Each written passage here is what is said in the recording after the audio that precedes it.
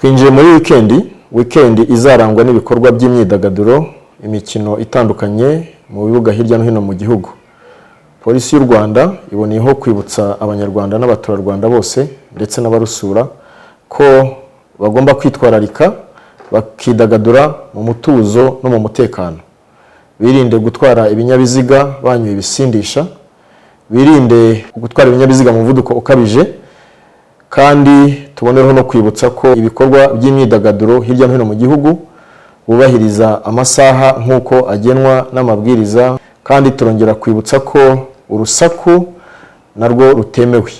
Abantu bacuranga, abafite ibikorwa byo kwidagadura haba mu mazu y'imyidagaduro bagomba gukurikiza amabwiriza arangwa no ko nta rusaku rugomba kubangamira abaturiye ibyo bice. Mboneyeho kubizeza ko muri ibyo bikorwa byose by'imyidagaduro ndetse n'imikino polisi izaba ihari icunze umutekano uko bikwiriye.